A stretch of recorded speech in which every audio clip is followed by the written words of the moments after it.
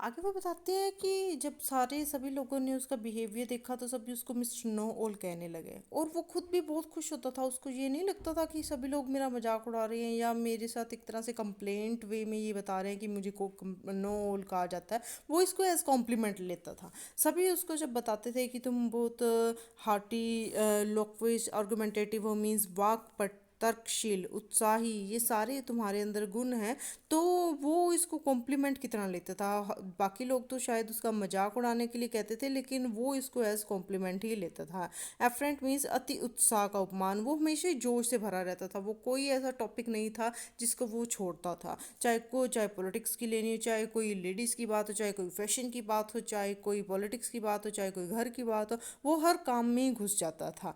वो जो वहाँ पर जो लोग थे वो उसको इग्नोर करते थे, लेकिन एक और पर्सन था राम से, वो उसका टक्कर का था। वो उसके साथ बात करने में इंटरेस्ट दिखाता था।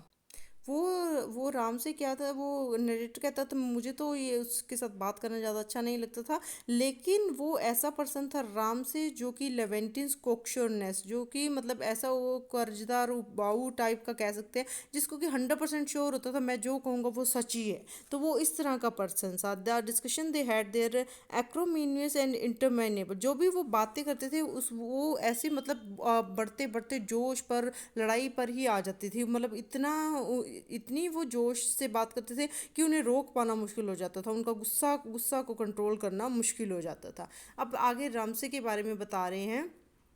रामसे जो था वो था पर्सन जिसका कि स्टेशन मीन्स उसकी अपॉइंटमेंट हुई थी कहाँ पर, अमेरिकन कौंसलर सर्विस में, कोब में वहाँ पर उसकी अपॉइंटमेंट हुई थी।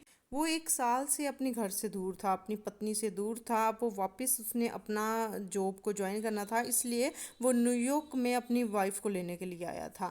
दोनों का अपीयरेंस बताते हैं कि जो मिस्टर राम से था वो जैसे उसकी टाइट स्किन थी, लूज फैट थी। वो हैवी मैन था, थोड़ा सा बल्की पर्सन था, थोड़ा सा हैवी पर्सन था। और जो मिसेस राम से थी वो छोटी प्यारी सी लगती थी लड़की, जैसे प्रेटी सी गर्ल होती है, स्वीट सी, modest, very humble, very shy, very quiet. वो ऐसे लगती थी कि जैसे बहुत प्यारी सोफिस्टिकेटेड सी कोई लेडी है, जो कि मतलब सिंपल सी है, जो जिसको ज़्यादा बात करना पसंद नहीं है, ज़्यादा बहस में पढ़ना पसंद नहीं है। वो इस तरह की एक वुमेन थी। वो बहुत ही शाई और बहुत ही क्वाइट, बहुत ही क्यूट, बहुत ही मोडेस्ट टाइप की एक लेडी थी। अब क्योंकि मिस्टर राम से और कलड़ा को बहस करने की आदत थी, तो एक दिन वो बहस करने लग गए। बात छिड़ पड़ी पर्ल्स की। क्योंकि जो कलड़ा था वो उसका तो वो तो वहाँ पे जो उसकी जर्नी जो कर रहा था, वो आगे उसने जाकर पर्ल्स का ही बिजनेस करना था। तो उसे तो इस फील्ड के बारे में सब सब कुछ पता था।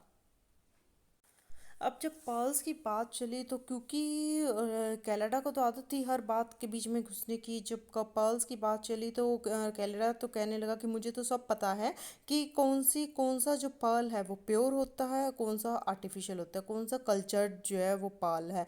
तो बात करते करते सिर्फ वो आर्गुमेंट बहुत हैवी हो गई, बहुत गर्मा गर्मी हो गई। एक अपनी बात करने लगा और दूसरा अपनी बात करने लगा, कोई विरोध भी नहीं कर पा रहा था। तो सभी जो है वो बहुत उग्र तरीके से, बहुत गर्म तरीके से वहाँ पर बात छिड़ने लग गई। कैनेडा कहने लगा कि जो भी पर्ल्स के बारे में ऐसी कोई चीज़ नहीं है जो मुझे नहीं पता है, ऐसी कोई चीज़ नहीं है जो जानने योग्य है पर्ल्स के बारे में और मुझे नहीं पता है। मुझे सब पता है कि कौन से पर्ल्स प्योर होते हैं और कौन से आर्टिफिशियल होते हैं। अब यहाँ पे आ जाती है लुकवेस्टी मीन्स टॉकेटिव। जो बिनको जो कि बहुत टॉकेटिव होते हैं, जो कि बातें करते ही रहते हैं। तो वो कह रहे कि यहाँ पर ये तो सभी को पता था शिप में कि क्रूज पे कि जो कैनेडा है वो बहुत ज़्यादा बातें करते हैं, लेकिन उसके काम के बारे में नहीं पता था। कमर्शियल एरेंट मीन्स यात्रा। वो जो जापान की यात्रा कर रहा था, वो इसीलिए कर रहा था क्योंकि उसको पर्ल का बिजनेस करना था। तो उसके बाद जब इनकी ये बात छिड़ी, जब बहस छिड़ी, तभी सभी को पता चला कि जो मिस्टर कैनेडा का जो काम है वो एक्चुअल में पर्ल बिजनेस का है। अब क्योंकि कैनेडा और राम से दोनों ही बहुत बहसबाजी में आगे थे, तो दोनों में ही बहस छिड़ गई कि जो मिसेस राम से ने जो पर्ल नेकलेस पहना हुआ है, एक कहने लगा कि वो आर्टिफिशियल है और एक कहने लगा कि ओरिजिनल है। मिस्टर कैनेडा अपनी बात पे अड़ा रहा कि मुझे बहुत टाइम से पर्ल बिजनेस की नॉलेज है, तो मुझे पता है कि जो मिसेस राम से ने चेन पहनी हुई है वो प्योर है। कैनेडा ये कहने लगा, लेकिन राम से कहने लगा कि अरे ये तो आर्टिफिशियल है, ये तो कल ही जो मिसेस राम से एक डिपार्टमेंटल स्टोर से खरीद कर लाई है। तो अब जैसे मिस रामसे को लगा कि ये मेरी चेन पे बहस कैसे छिड़ गई है, तो वो थोड़ा सा फ्लश्ड मीन्स थोड़ा सा लाल हुई, गुस्से से लाल हुई, और उसने अपनी चेन को ड्रेस के अंदर कर लिया। अब मिस्टर रामसे को तो मौका मिल गया कैलेडा को नीचा दिखाने का। उसके फ्लिकर्ड आईज मीन्स टिमटिमाना आंखों में चमक आ गई। उसे लगा कि इस बात पे तो मैं कैलेडा को हरा ही दूंगा। वो कहने लगा कि नहीं ये बात तो मैं बहुत श्योरली कह सकता हूँ कि जो मिसेस रामसे ने चेन पहनी हुई है वो आर्टिफिशियल है, वो खरीद कर लाई है डिपार्टमेंटल स्टोर से। लेकिन जो कलड़ा है वो अपनी बात पे अड़ा रहा। वो कहने लगा कि नहीं ये जस्ट इमिटेशन है, ये प्योर नहीं है, ये कल्चर्ड पर्ल्स हैं, ये आर्टिफिशियल पर्ल्स हैं। अब उन दोनों वो कहने लगा, मिस्टर राम से कहने लगा कि ये जस्ट $18 की है, ये ज़्यादा महंगी नहीं है। तो कैलेडा कहने लगा कि नहीं ये क्या है।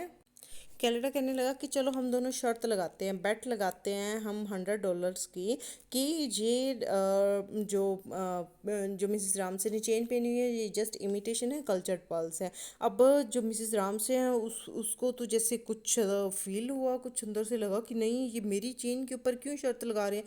तो वो डेप्रिकेटिंग मीन्स बहिष्कार करना, वो आंखों ही आंखों में बहिष्कार करने लगी और मिस्टर रामसे को भी बोलने लगी कि प्लीज़ इसको मत, आप इस बात पे शर्त मत लगाओ। लेकिन वो दोनों तो बहुत जिद्दी थे, वो तो अपनी बात पे अड़ गए। अब दोनों को इस बात को प्रूव करने के लिए मिस्टर कैनेडा ने क्या किया, अपने लेंस को निकाला। वो लेंस से देखने लगा कि वो कहता कि मैं अपने लेंस से देखूंगा कि जो मिसेस रामसे ने चेन पहनी हुई है वो आर्टिफिशियल है या प्योर है। तो मिस्टर रामसे कहने लगा कि चलो मिस रामसे को कि आप अपनी चेन निकाल लो और हम चेक करते हैं कि ये प्योर है या आर्टिफिशियल है। लेकिन वो अपने क्लैस को वो मीन्स कसकर थामना, वो अपने जो उसकी कुंडी थी चेन की उसको कसकर उसको बांधने लगी। वो कहने लगी कि नहीं ये प्योर है, ये आर्टिफिशियल है, आप इस बात पे शर्त मत लगाओ। वो बार बार अपनी चेन को उतारने से मना करने लगी। लेकिन फाइनली जब उसने दी तो कैलेडा ने अपने मैग्नीफाइड ग्लास से चेक किया और उसकी फेस पर स्माइल आई। वो कहने लगा कि हाँ ये प्योर है, अब तो ये मैं शर्त जीत गया, मुझे तो पहले ही पता था कि ये आर्टिफिशियल नहीं है। लेकिन वो कैनेडा अपनी बात रखने ही लगा था कि ये आर्टिफिशियल नहीं है, प्योर है। जैसी वो बात कहने लगा उसकी अचानक से नज़र